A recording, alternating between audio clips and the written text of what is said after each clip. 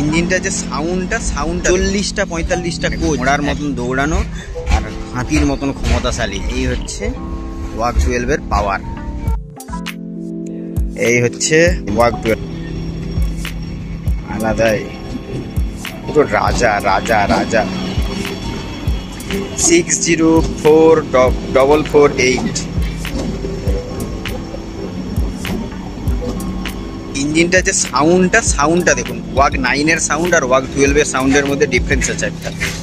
এই সাউন্ডটার মধ্যে একটা স্মুথনেস আছে, মানে একদম স্মুথলি করে সুন্দরভাবে লোড টানাতে এক্সপার্ট। মানে এর এখন তো বর্তমানে সব থেকে পাওয়ারফুল ইঞ্জিন, এর কাছে সব হার। মানে আমি এখন তো এটা ধরুন সিঙ্গেল কন্টেনার দেখতে পাচ্ছেন, আমি এই রকমও দেখেছি ডবল কন্টেনার, মানে এই সিঙ্গেল কন্টেনারের উপরে আরেকটা করে, এই মানে দুটো কন্টেনার মিলে একটা কন্টেনার, ডবল কন্টেনার।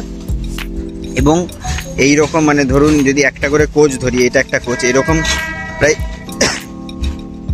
40টা 45টা কোচ একটা কন্টেনার একা টেনে নিয়ে যাচ্ছে ওয়াগ 12। এবং টানছে শুধু নয়, মানে পুরো আগুন ধরিয়ে দিয়েছে এরকম একটা ব্যাপার। মানে এত স্পিডে যাচ্ছে, আপনার দেখে মনে হবে যে ভাই সিরিয়াসলি এত পাওয়ার হয় একটা ইঞ্জিনে।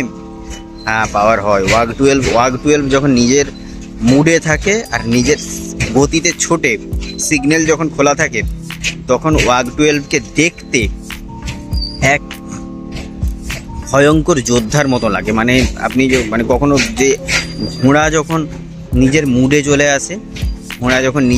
চলে আসে, এসে দৌড়ানো শুরু করে, সেই রকম মানে ঘোড়ার মতন দৌড়ানো আর হাতির মতন ক্ষমতাশালী হচ্ছে ওয়াগ 12।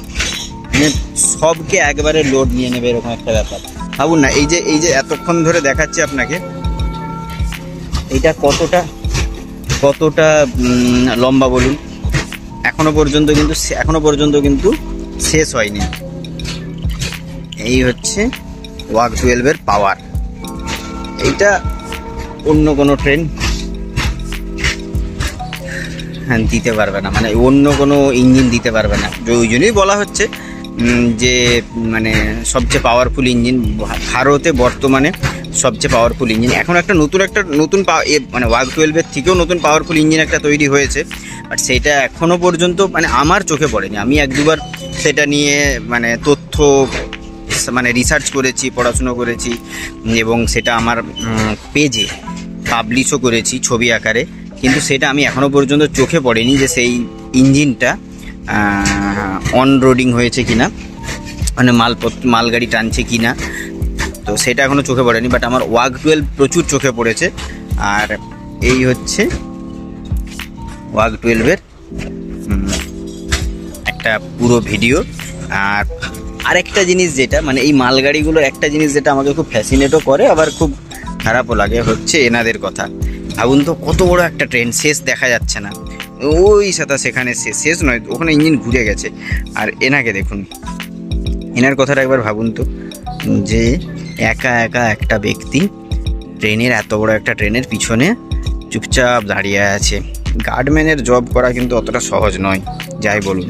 আপনারা কি বলেন?